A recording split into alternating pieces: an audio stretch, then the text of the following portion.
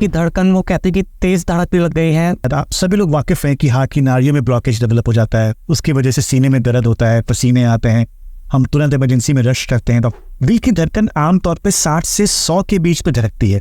जब भी दिल की धड़कन बहुत कम हो जाए, 40, 30 या 20 के आसपास, या धड़कन बहुत तेज हो जाए 180, 190 या 200 के आसपास, मतलब कहीं ना कहीं कोई खतरे की घंटी है और ये समय आ गया है कि आपको तुरंत डॉक्टर से कंसल्ट करना चाहिए।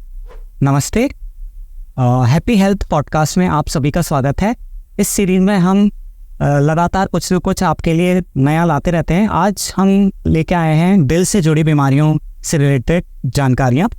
तो आज हमारे साथ में जुड़े हैं डॉक्टर कुश कुमार भगत, जो कि इलेक्ट्रोफिजियोलॉजी और इंटरवेंशनल कार्डियोलॉजी के हेड हैं, यानी कि director electrophysiology and senior consultant interventional cardiology. Welcome sir. Sir, सबसे पहले मैं ये जानना चाहूँगा कि जैसा कि आप director electrophysiology and interventional cardiology के सीनियर कंसल्टेंट हैं, तो ये दोनों टर्म्स क्या हैं सर? ये इसके बारे में थोड़ा सा आप बताएं। थैंक यू मनीष जी पहले तो, और मैं सबका वेलकम करना चाहूँगा। जैसा कि आप जानते हैं कि हार्ट अटैक क्या होता है। हार्ट अटैक एक बहुत कॉमन बीमारी है और शायद आप सभी लोग वाकिफ़ हैं कि हार्ट की नाड़ियों में ब्लॉकेज डेवलप हो जाता है, उसकी वजह से सीने में दर्द होता है, पसीने आते हैं, हम तुरंत इमरजेंसी में रश करते हैं, डॉक्टर बोलते हैं एंजियोग्राफी की ज़रूरत है, कोई नस ब्लॉक होता है और स्टेंट या बाईपास लगता है। सो हम लोग सब लोग इसके वाकिफ़ हैं कि ये क्या होता है। सो ये बेसिकली हार्ट अटैक हुआ। बट हार्ट में सिर्फ ये हार्ट अटैक रिलेटेड प्रॉब्लम्स नहीं होती हैं, हार्ट में बहुत सारे प्रॉब्लम्स होती हैं। सो दिल की धड़कन रिलेटेड प्रॉब्लम्स भी बहुत सारी होती हैं और आजकल इनफैक्ट कोविड के बाद से दिल की धड़कन रिलेटेड प्रॉब्लम बहुत ज़्यादा हो गई है। सो दिल की धड़कन रिलेटेड प्रॉब्लम्स जो भी होती हैं उसको हम लोग अरिथमियाज बोलते हैं, और वो जो ट्रीट करते हैं उस धड़कन रिलेटेड प्रॉब्लम्स को, उसको हम लोग इलेक्ट्रोफिजियोलॉजिस्ट बोलते हैं। सो जो हार्ट अटैक को ट्रीट करते हैं उसको इंटरवेंशनल कार्डियोलॉजिस्ट बोलते हैं, और जो दिल की धड़कन रिलेटेड प्रॉब्लम्स को ट्रीट करते हैं उनको इलेक्ट्रोफिजियोलॉजिस्ट बोलते हैं। तो जैसा कि कई बार मैंने ऐसा सुना है कि किसी की दिल की धड़कन वो कहते हैं कि तेज धड़कने लग गई है, तो क्या ये वही चीज़ है? क्या मैं सही समझ पा रहा हूँ? बिल्कुल सही कह रहे हैं, बिल्कुल सही कह रहे हैं। दिल की धड़कन आमतौर पे 60 से 100 के बीच में धड़कती है। जब भी दिल की धड़कन बहुत कम हो जाए, 40, 30 या 20 के आसपास, या धड़कन बहुत तेज हो जाए 180, 190 या 200 के आसपास, तो इसका मतलब कहीं ना कहीं कोई खतरे की घंटी है और ये समय आ गया है कि आपको तुरंत डॉक्टर से कंसल्ट करना चाहिए। जब भी धड़कन अनियमित तरह से धड़कना शुरू हो जाता है तो उसको हम लोग अरिथमियाज बोलते हैं। सो ये जो प्रॉब्लम्स हैं ये अरिथमिया रिलेटेड प्रॉब्लम्स हैं, और इसमें धड़कन तेज होने से सीने में दर्द होना, सांस फूलना, कभी कभी बेहोशी आना, चक्कर आना, ये सब सिम्टम्स भी होते हैं। ओके, तो सर इलेक्ट्रोफिजियोलॉजी में एक टर्म और है AF या AFib, या तो इसके बारे में भी थोड़ा सा दर्शकों को बताइए कि क्या चीज़ है। बिल्कुल, जैसे कि मैंने कहा कि दिल की धड़कन रिलेटेड प्रॉब्लम्स काफ़ी सारी हो सकती हैं। तो सबसे कॉमन जो प्रॉब्लम है उसको हम लोग एट्रियल फिब्रिलेशन बोलते हैं या AF बोलते हैं। जैसे जैसे उम्र निकलता है, एज बढ़ता है पेशेंट का, वैसे वैसे AF होने के चांसेस बहुत ज़्यादा हो जाते हैं पेशेंट्स को। ओल्ड एज में बहुत कॉमन है AF किसी को होना। तो बेसिकली एट्रियल फिब्रिलेशन क्या होता है? आमतौर पर हमारी धड़कन बिल्कुल एक नियमित तरीके से चलती है, धक धक धक धक। बट AF में, एट्रियल फिब्रिलेशन में क्या होता है, हमारी धड़कन बिल्कुल इरेगुलर हो जाती है, धक धक धक धक धक धक धक धक, मतलब इरेगुलर तरह से बीट करती है। अब इससे प्रॉब्लम क्या होता है? इससे दो मेजर प्रॉब्लम्स होते हैं। एक तो हमारी धड़कन बहुत तेज हो जाती है हार्ट की, उसकी वजह से दिक्कत हो सकती है, हमें हार्ट की पंपिंग कम हो सकती है।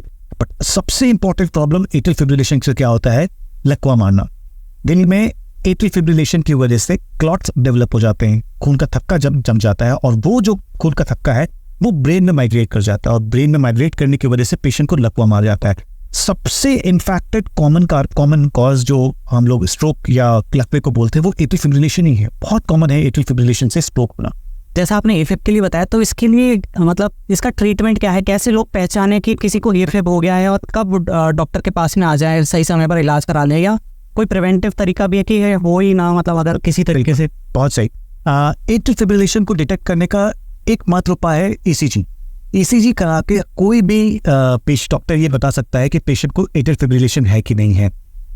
अब जैसा मैंने कहा कि एट्रियल फिब्रिलेशन में लकवा मारने के चांसेस बहुत ज़्यादा होते हैं, इसीलिए पेशेंट्स को हम लोग खून पतला करने की दवाई देते हैं ताकि उनको लकवे की टेंडेंसी या जो क्लॉट बना है वो डिसॉल्व हो जाए।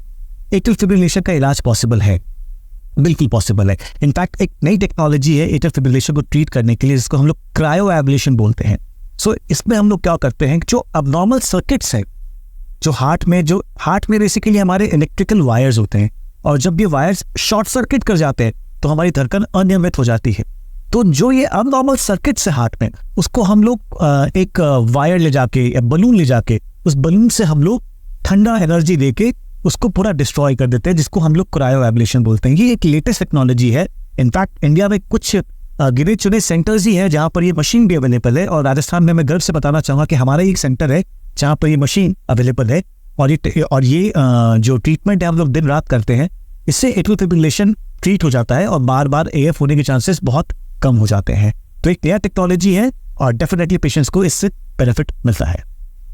सर, इसी सिलसिले को आगे बढ़ाते हुए मैं एक चीज़ और आपसे जानना चाहूँगा कि बहुत बार सुना है कि किसी को सडन कार्डियक अरेस्ट हो गया, लोग जिम जाते हैं, या आजकल रिसेंट टाइम्स में बहुत देखा गया है कि जिम में काम करते हुए, डांस करते हुए कोई बहुत सारी रिसेंट टाइम्स से सुना है कि डेथ हो गई है। बिल्कुल सर। तो इसकी क्या वजह है, सडन कार्डियक अरेस्ट क्या है? बिल्कुल।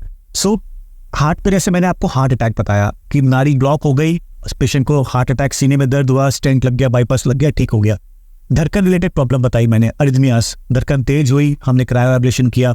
अगर किसी की धड़कन कम हो जाती है, 40 या 30 या 20 हो जाती है, और पेशेंट को चक्कर या बेहोशी आती है, हम लोग एक छोटा सा पेसमेकर होता है, बैटरी होती है जो हम लोग हार्ट पे लगा देते हैं, और उससे धड़कन बिल्कुल नॉर्मल हो जाती है। थर्ड प्रॉब्लम जैसा कि ये सर बता रहे हैं, और वो बहुत इंपॉर्टेंट प्रॉब्लम है, आज के दिन तो बहुत ज़्यादा इंपॉर्टेंट है, क्योंकि आजकल हम लोग टीवी में अक्सर देख रहे हैं कि कोई एक्टर हुआ जो जिम कर रहा है। इनफैक्ट रिसेंटली 2 एक्टर्स जो बहुत फेमस एक्टर्स है, वो जिमिंग करते हुए, कोई ट्रेडमिल करते हुए या कोई जिम करते हुए बिल्कुल अचानक से कोलैप्स हो गया। तो ये क्या चीज़ है? इसको हम लोग बोलते हैं sudden cardiac arrest. Sudden cardiac arrest जैसे कि नाम खुद बताता है, सडन मतलब अचानक से, कार्डियक मतलब हार्ट, हृदय, अरेस्ट मतलब रुक जाना। तो इसमें हृदय जो है अचानक से रुक जाता है। रुकने का कारण 2 हो सकता है। पहला, या तो हृदय की धड़कन बिल्कुल खत्म हो गई हो, हृदय धड़क ही नहीं रहा हो, या फिर हृदय इतना तेज धड़क रहा है कि वो इफेक्टिवली ब्लड पंप ही नहीं कर पा रहा, ब्लड आगे दे ही नहीं पा रहा, और पेशेंट को ब्लड पूरे बॉडी में कोई सर्कुलेशन मिल ही नहीं पा रहा, जिसकी वजह से पेशेंट बेहोश हो गया। ऐसे पेशेंट्स को 2 से CPR, आपने सुना होगा CPR के बारे में, हम लोग चेस्ट में कंप्रेशंस देते हैं। CPR करते करते 2 से 3 मिनट में अगर वो पेशेंट हॉस्पिटल पहुंच जाता है और उसको प्रॉपर तरीके से दिल का झटका वगैरह या कोई ट्रीटमेंट मिल जाता है, तब तो उसकी रिकवरी होती है। बट अगर वो सही समय पे अगर अस्पताल नहीं पहुंचे तो मोस्ट लाइकली सर्वाइवल भी मुश्किल होता है। और मोर देन 94% पेशेंट्स अस्पताल पहुंच भी नहीं पाते हैं, क्योंकि पेशेंट को सिर्फ 2 से 3 मिनट मिलता है अस्पताल पहुंचने के लिए, जो प्रैक्टिकली इम्पॉसिबल है। अब सर ने क्वेश्चन पूछा कि हमें कैसे पता चलेगा कि क्या आपको रिस्क है कार्डियक अरेस्ट होने का, क्या मुझे रिस्क है कार्डियक अरेस्ट होने का? बहुत अच्छा सवाल है। वैसे तो ये सबको रिस्क है, किसी को भी हो सकता है, बट जिनकी हृदय की पंपिंग 35% या 35% से कम है, जिनके फैमिली में ऑलरेडी हिस्ट्री है कार्डियक अरेस्ट की, उन पेशेंट्स को, या किसी को पुराना अटैक आ रखा है, उन पेशेंट्स को ये कार्डियक अरेस्ट होने की रिस्क या संभावना काफी ज्यादा है। अब सवाल ये पैदा होता है कि जब भी अगर किसी की को कार्डियक अरेस्ट आ रहा हो घर पे, तो संभव ही नहीं है कि 2 से 3 मिनट में अस्पताल पहुंचे, तो हम क्या कर सकते हैं उनके लिए? उनके लिए हमारे पास एक स्पेशल पेसमेकर होता है जो हम अपने हार्ट में लगा देते हैं। ये पेसमेकर को हम मेडिकल लैंग्वेज में ICD बोलते हैं। ये क्या करता है कि ये दिल की धड़कन पे 24/7 वॉच रखता है। जब भी धड़कन कम होती है ये धड़कन दे देता है, और अगर धड़कन ज्यादा होती है, 200 के ऊपर आता है, तो ये इंटरनल शॉक दे देता है। जैसे आपने टीवी पे देखा होगा, बाहर से वो इलेक्ट्रिक बिजली का झटका दिया, ये अंदर ही अंदर झटका देके with in fraction of second झटका देके पेशेंट को ट्रीट कर देता है। तो वो समय हमें मिल जाता है कि अब हम आराम से अस्पताल पहुंच सकते हैं। तो ये कार्डियक अरेस्ट है, ये इसका इलाज है। और कैसे पता चलेगा कि हम प्रोन है? बहुत सिंपल टेस्ट है, ECG, 2D इको जिससे हमें हृदय की पंपिंग पता चल सकती है, TMT ट्रेडमिल टेस्ट जिससे हमें पता चलेगा कि हमें कोई ब्लॉकेज है या फ्यूचर में कोई ब्लॉकेज होने की टेंडेंसी है, प्लस एक कोलेस्ट्रॉल का टेस्ट। एक कोलेस्ट्रॉल के टेस्ट से हमें ये पता चलता है कि हमारा कोलेस्ट्रॉल कितना है, हमारे को कोई ब्लॉकेज होने की चांसेस है कि नहीं, और अगर कोलेस्ट्रॉल ज़्यादा है तो क्या हमारे पास हम उसको दवाई लेके उसका इलाज कर सकते हैं। तो ये कुछ चीज़ें हैं प्रिवेंटिव मेजर्स जो हम ले सकते हैं। और अगर हमारा इको में पंपिंग कम है, 35% से कम है, तो इसका मतलब अगेन खतरे की घंटी है, आप तुरंत अपने को कार्डियोलॉजिस्ट को कंसल्ट करके अपने को उसका इलाज कराना चाहिए। सर, आप एक हार्ट फेलियर के स्पेशलिस्ट भी हैं, तो ये थोड़ा सा दर्शकों को ये भी बताएं कि हार्ट फेलियर क्या है और हार्ट अटैक क्या है, क्या अंतर है? बिल्कुल। जैसा कि मैंने आपको बताया हार्ट अटैक के बारे में, ब्लॉकेज डेवलप होता है, stents and bypass. Heart failure एक कंप्लीटली डिफरेंट चीज है। इनफैक्ट आमतौर पे पेशेंट्स को लगता है कि हमें हार्ट फेलियर हो गया, बट एक्चुअली उनको हार्ट अटैक होता है। और बहुत सारे पेशेंट्स को लगता है कि हमें हार्ट अटैक हो गया, बट एक्चुअली वो हार्ट फेलियर होता है। कोई आर्टरी ब्लॉकेज नहीं होती, बट वो हार्ट फेल कर जाता है उसका। So what is heart failure? Heart failure में जैसे मैंने कहा कि आमतौर पर हमारे हृदय की पंपिंग क्षमता 60% के आसपास होती है, बट किसी भी वजह से अगर हमारी पंपिंग क्षमता 35% से कम हो जाती है तो हमें हार्ट फेलियर के सिम्टम्स डेवलप हो जाते हैं। हार्ट फेलियर के सिम्टम्स क्या हो सकते हैं? हार्ट फेलियर में सीने में दर्द नहीं होता जैसा कि हार्ट अटैक में होता है। हार्ट फेलियर में चलने पे सांस फूलना, लेटने पे सांस फूलना, वल्गम आना खांसी के साथ, पेट में सूजन, पैरों में सूजन, आंखों में सूजन, ये सिम्टम्स डेवलप होते हैं हार्ट फेलियर के। शरीर में एक्स्ट्रा वाटर डेवलप एक्यूमुलेट हो जाता है और वजन बढ़ जाता है इंसान का, लेटने पे सांस फूलता है पेशेंट्स का। ये हार्ट फेलियर के सिम्टम्स होते हैं और ये मोस्टली उन पेशेंट्स को होते हैं जिनकी पंपिंग क्षमता 35% से कम होती है। अच्छी बात यह है कि हमारे पास इसका भी इलाज संभव है।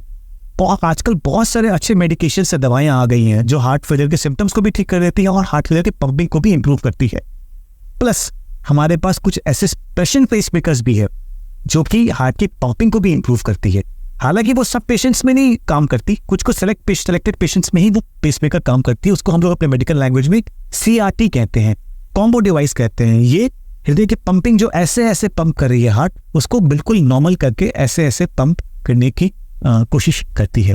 तो हमारे पास हार्ट अटैक का ट्रीटमेंट है इन फॉर्म ऑफ स्टेंट से बाईपास, हमारे पास हार्ट फेलियर का ट्रीटमेंट है in form of medication and CRT, हमारे पास कार्डियक अरेस्ट का ट्रीटमेंट है in form of prevention and special pacemaker which is called as ICD, और हमारे पास अरिथमियास का भी ट्रीटमेंट है in form of cryo ablation और एक लेजर द्वारा रेडियो फ्रीक्वेंसी एब्लेशन भी हम लोग करते हैं धड़कन की इलाज के लिए।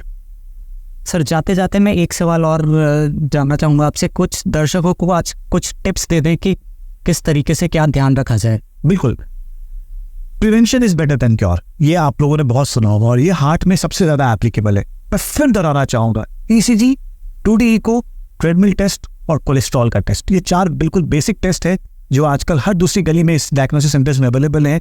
ये चारों टेस्ट आप तुरंत कराएं।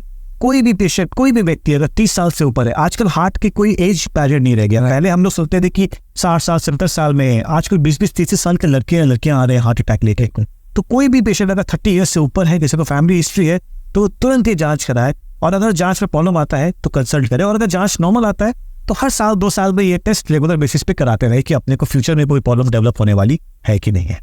Thank you so much sir, it was really a nice session. सब लोगों को बहुत ही आपने आसान भाषा में आपने हार्ट के बारे में बताया। तो इसी के साथ आज का पॉडकास्ट हम यहीं पर समाप्त करते हैं। हैप्पी हेल्थ पॉडकास्ट में हमारे साथ जुड़ने के लिए बहुत बहुत धन्यवाद। ऐसी ही जानकारियों के लिए आप हमारे साथ जुड़े रहें और हमारे Facebook channel and other social media channels को सब्सक्राइब करें। Thank you so much.